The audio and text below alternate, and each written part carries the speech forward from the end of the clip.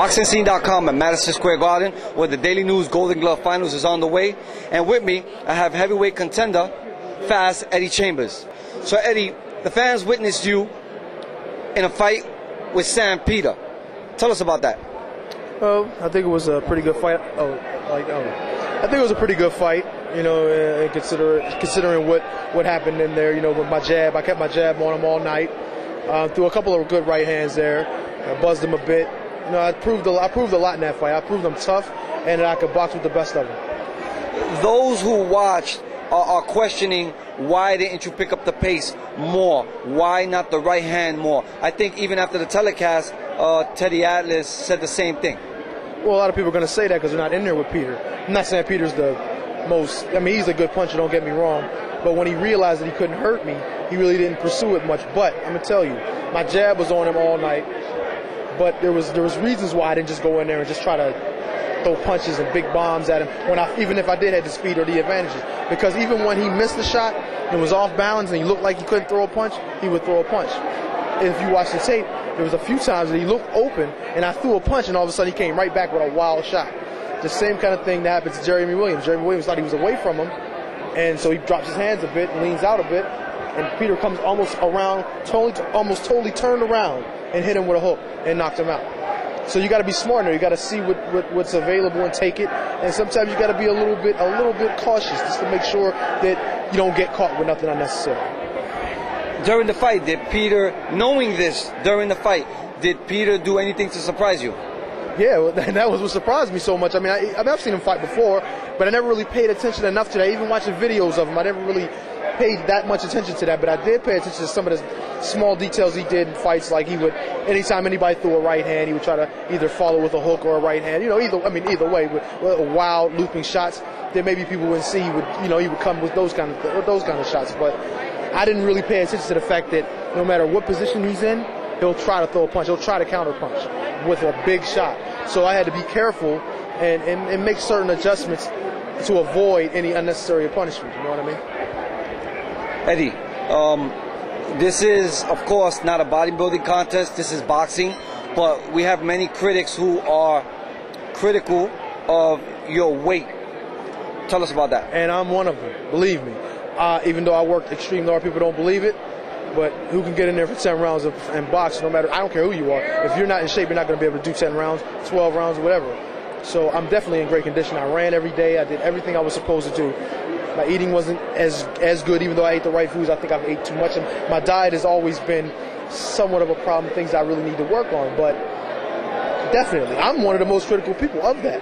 Why do you think when I came, as soon as I think 1 week after the fight, I came back home. And not even a week, it was a weekend.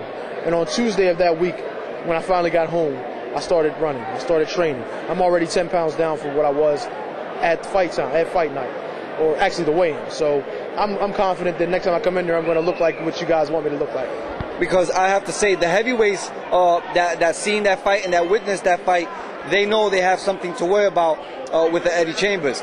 But they may say, you know what, the weight, might be an issue. Where would you like to go from here? What do you mean? Just period, weight-wise, or what do you mean? No, in your career, are you looking at anyone specific as the next rung in the ladder? Not necessarily anybody specifically. I'm just looking at titles. I'm looking at, I went all the way up to the top when I lost, then lost to Povetkin. Now I worked my way back up fighting for peanuts, basically. And then getting an opportunity with Peter, not making that much more than peanuts, and I still think, and I deserve it. I beat him, and I deservedly won. Now I think I deserve not only the payday, because that's not what it's all, just what it's about. I mean, obviously, this is, my job and my career and things that is going to pay the bills. But I think I do deserve the opportunity to be one of the be talked about as one of the best fighters out there. And Eddie, I think the title shot that would help. Eddie, speaking about the Povetkin fight, and I'm glad you brought it up. What happened in that fight? Well, clearly I was dominating. I mean, I had control, but sometimes when that happens, you get a little full of yourself. You know what I mean? You get a little comfortable, you get a little relaxed. Just like in life, if you make a little bit of money, you sit back and you relax, you go spend it, you don't want to do anything, and then all of a sudden you look up and then it's all gone. Well, same thing with me in that fight. I went out there, did some good things, boxed, dominated the early part of the fight, all the way toward the middle rounds. And then all of a sudden I got greedy and got lazy and got comfortable with what I'd done in the past and forgot about how many more rounds, which is the near future, that I had to do with Povetkin. And he took advantage of my non-activity and took the decision. At this time, there's a two-headed champion at top of the heavyweight division, the Klitschko brothers. Give us your thoughts of them as champions, and how soon do you think you'll be ready to step in the ring with either one? I think I'm ready now. Not right now, but I'm ready. Once I get myself to where I want to be as far as conditioning-wise, camp and everything, I'll be ready to step in with them. I could do it my next fight if the opportunity presents itself. I think I can beat anybody in the world today. Doesn't matter who, doesn't matter what size, how tall, how short, how strong, whatever they can throw at me, I'm ready for it. What do you think about Chris Arreola as a fighter? I think he's a great up-and-coming talent. You know what I mean?